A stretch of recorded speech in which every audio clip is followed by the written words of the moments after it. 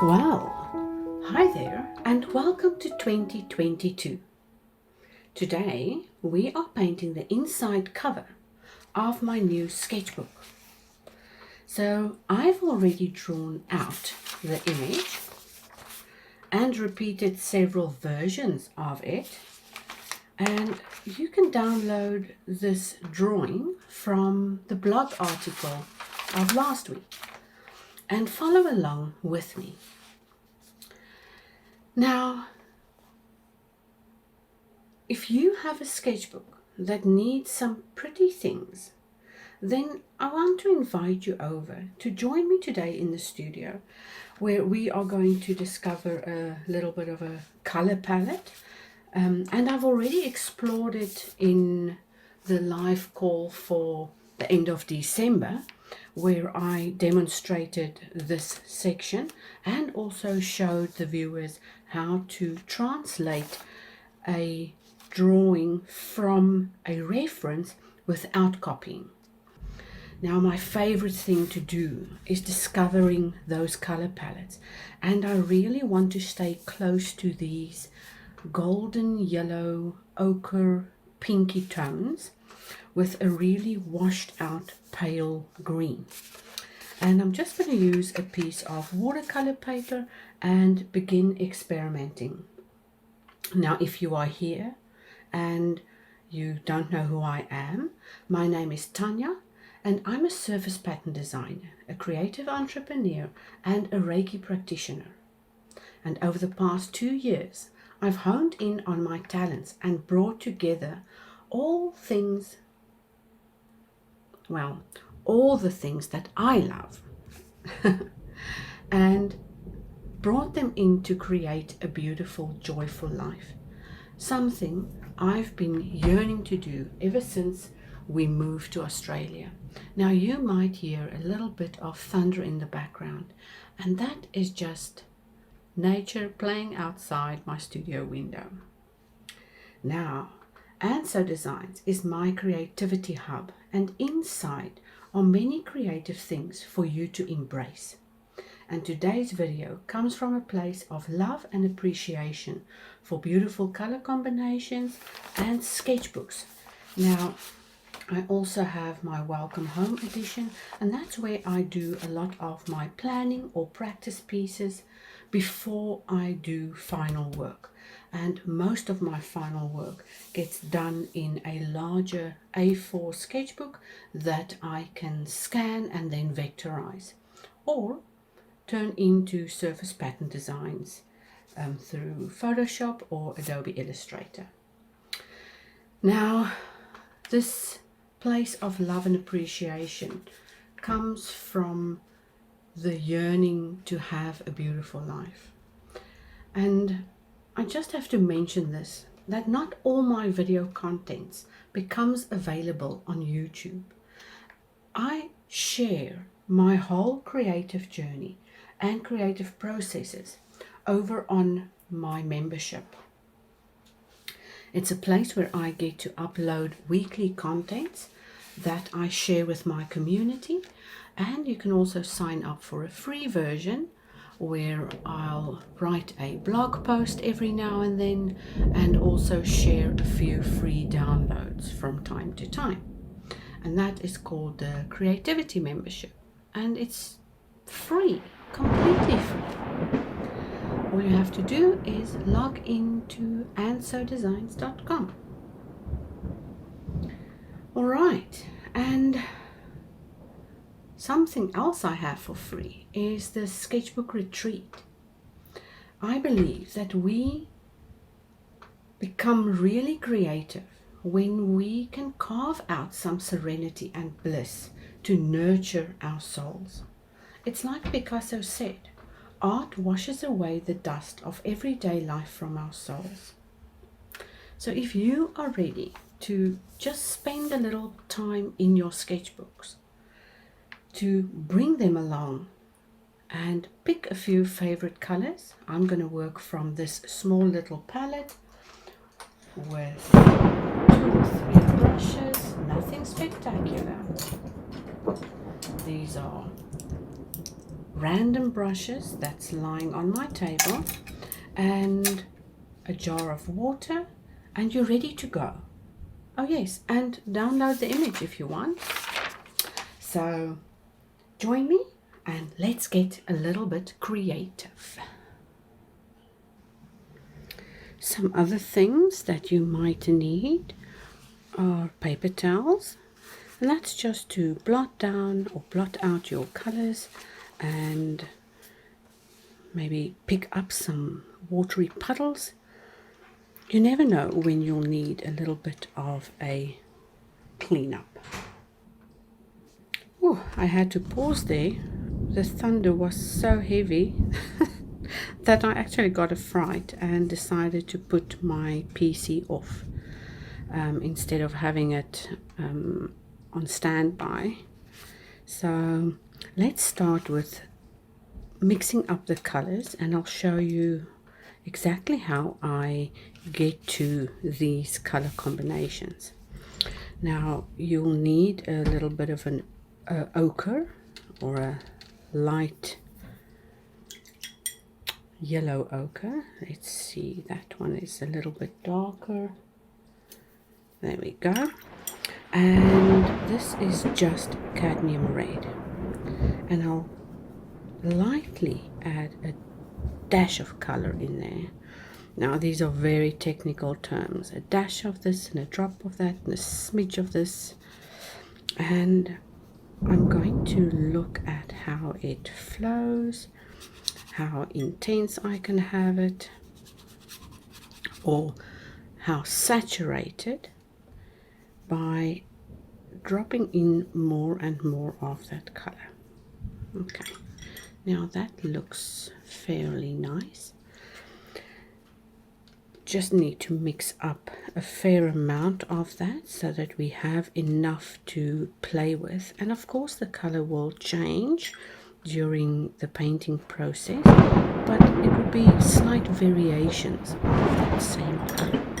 Now I do have a green mixed on here, or not mixed, it's a gouache from a cheaper set, and it looks kind of milky and I don't like that much.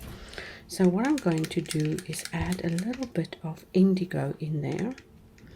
Now this indigo in this particular palette is from Winsor & Newton, and I'll just drop it in next to that yellow ochre mix over there, and also wash it out a little bit. I love how the colors flow into each other and create like textures and patterns. It's really interesting. Now if I want that a little bit darker, all I have to do is add more indigo, and you can already see a more intensified effect. So if you have a green that you don't like much, then you can absolutely add a dark, either Prussian blue or indigo blue, to enhance that green. I've even used a little bit of Payne's grey to enhance a green, and it gives a really nice effect.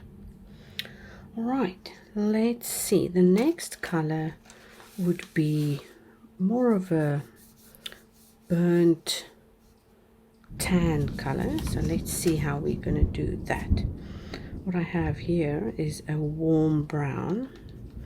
Now to mute that orange effect of that brown, we can use the opposite color, again blue, and for that blue I'm going to use indigo, and just a little bit in there to give us a more neutral brown. And of course with watercolor, the more water you add, the lighter the color goes. I'll just put a little bit in there.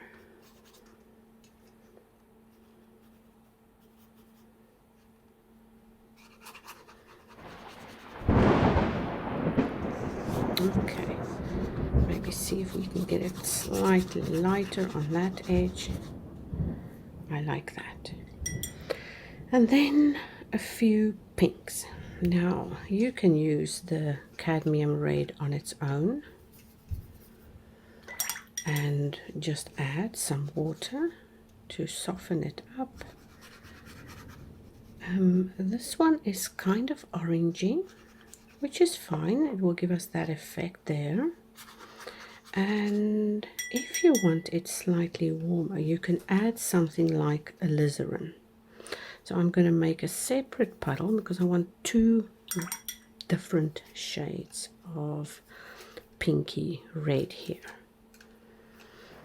I'd say about half and half. So it's half cadmium red, a little extra water, and half alizarin crimson. Now, just for fun, let's add a dash of indigo on its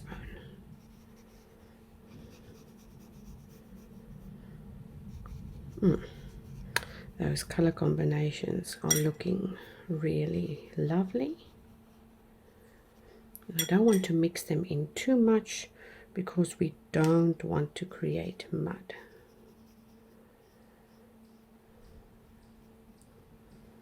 Okay, this is a little bit of a different way to explore my color discoveries, but still a load of fun. Colors always blend better in watercolor when they are wet, so you have that wet in wet blend. Now if you have things like this, water puddles, that's when this blotting towel comes in very handy, because you can just dab it on there and remove that extra water puddle. Now I'll let that dry because I'm fairly happy about that color combinations, and they are slightly darker than what we've got here, but we can always lighten them up by adding more water. It's not like we have to mix up a whole new color. Now you might be wondering why the words pattern meets color is appearing on your screen right now. And all I can say is that I haven't forgotten about the exciting news that I promised to share with you. And that news is that the story of how I became a surface pattern designer is going to be on the Color in Your Life TV show. This is so exciting and I just cannot wait for things to happen. But there are a lot of preparations to be done. So if you are in one of my memberships and looking at this video, I would like to say, please be patient with me as I've got lists and lists of things I want to accomplish before the 2nd of February when we go ahead with filming. And if you haven't found it on the landing page or on my blog, then please head on over there, because you can also reach out to the Color in Your Life team and have your own documentary filmed about you when they visit your area. I can't wait to see you on the program and wish you the best of luck when you also apply to appear. So let's get back to this video and see how I finished off the flowers and then played with color again. Now the majority of the content will be showed on the membership, of course, but I did want to share this little bit with you anyway. So I'll just make myself a little more comfortable. Now you can see the flowers are pretty vibrant and outlined beautifully, but I just want to eliminate some of those dark pencil lines. I'll use my kneadable eraser. I just want to soften it a little bit by working it. Okay, and all I'm going to do is roll it on that surface to lift off some of the dark pencil marks.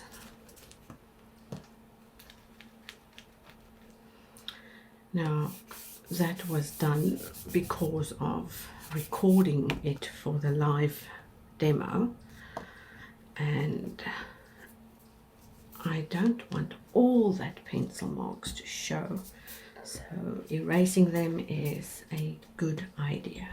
You just need a basic outline to get started.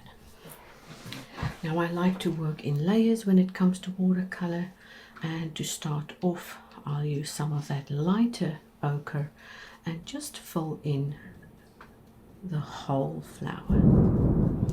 Going over the lines doesn't matter, and this is also not watercolor paper, so you'll see varying degrees of textures popping through the page, and that's all right with me because this isn't going to be a final design for any other surface, and if I do decide to use it, I can always edit it digitally.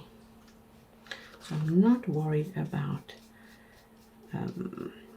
even going over the lines or having blotches or marks anywhere on my artwork because of that option to digitize it.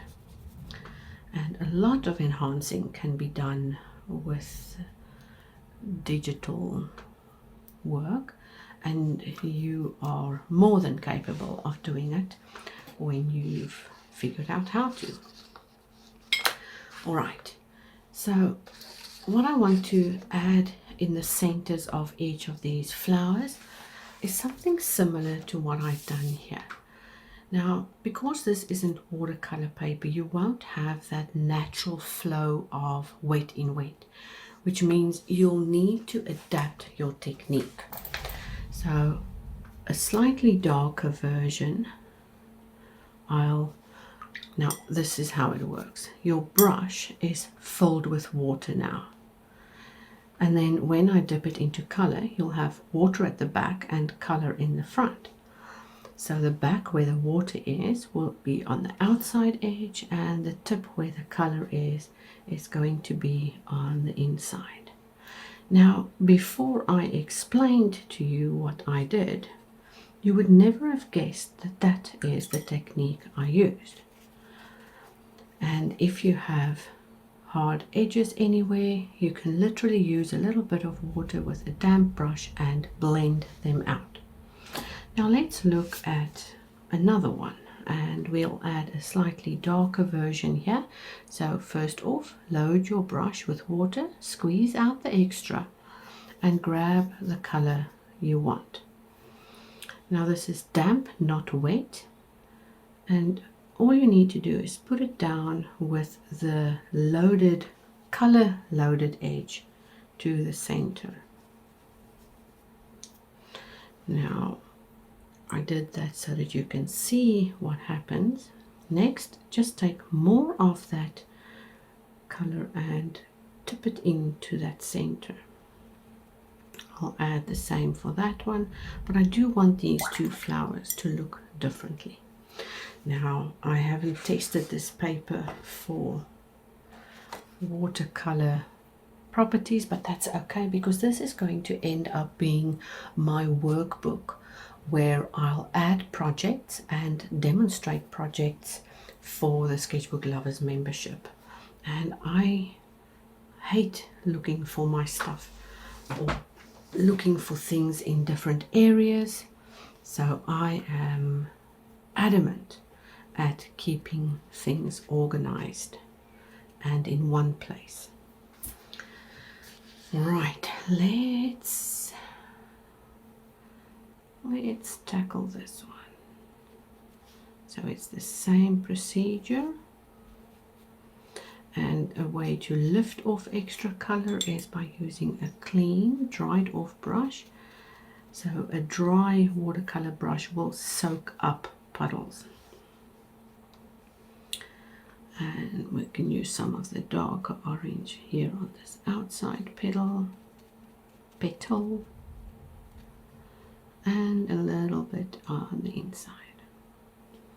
Okay, let's move on. So I'm hoping that this will dry without that freckle look.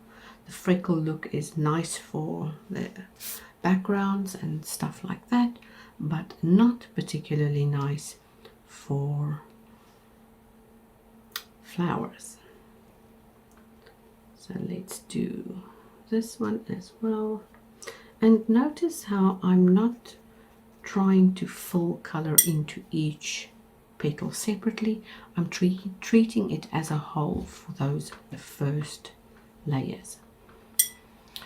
Again, wet brush with excess water removed. I'll show you how I do that. So wet brush, and just like that, pushing out extra water from the brush. And then I put the brush into color just like that. And now I have a fully loaded brush.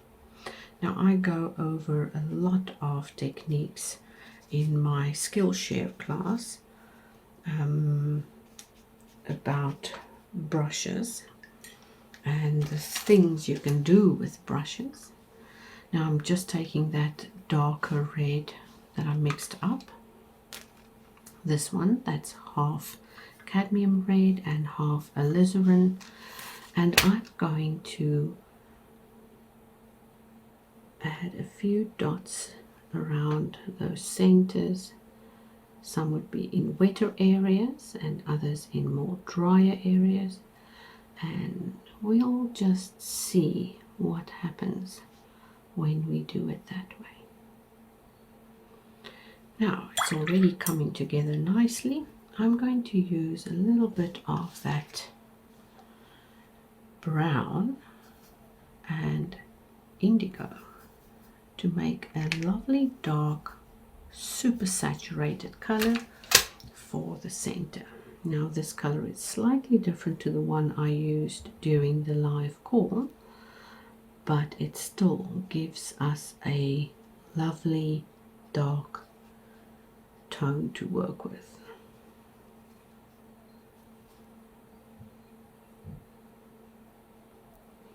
And again, small little dots to resemble these poppy seed polyps, or whatever you want to call these little dots.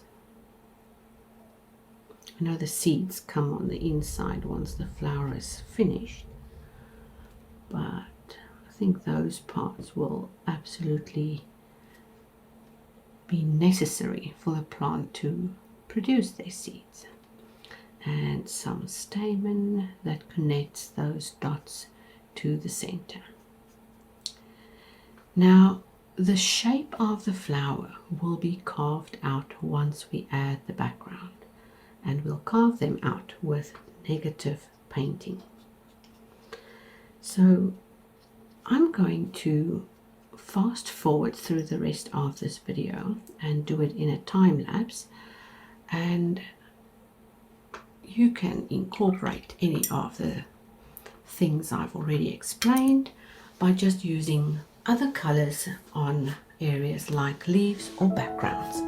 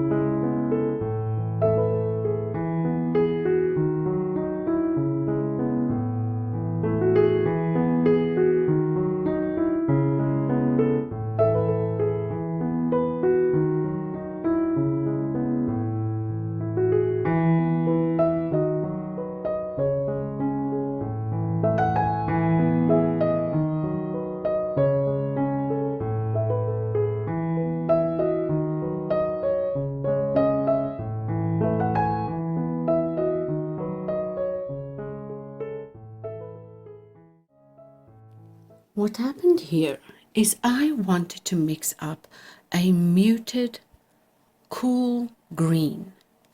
And then I got carried away. I mixed up various tones of green, added some more water, intensified the color, and before you knew it, I was busy with other colors. And this is what I came up with. I used some of that light ochre and added some more browns and oranges and adapted the color as far as it could go until it reached that really deep burnt red. Next, I tried out some of that brown, intensified, added a little bit of blue and lightened them by adding more water and washing them out to the side. I love playing with colors in this way. It is exciting to see what our colors do on good watercolor paper, like the one I'm testing out today. This is a Fabriano hot press, and the colors work so beautifully. It's like they just glide and melt on that paper.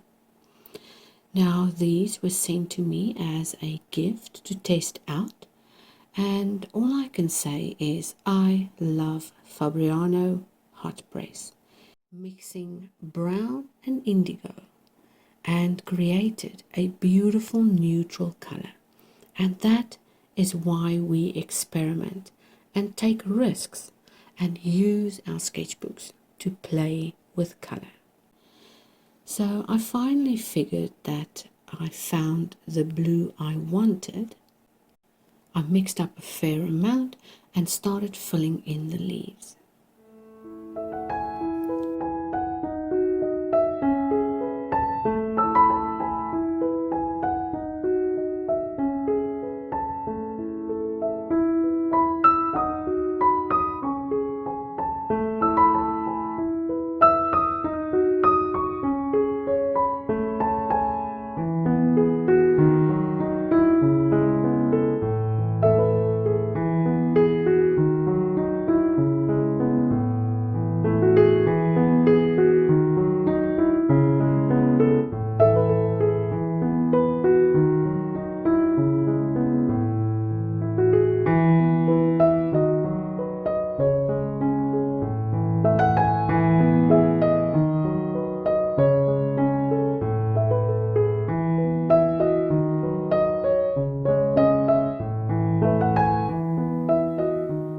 Enjoy the rest. As you'll see, I am going to enjoy the rest of the video.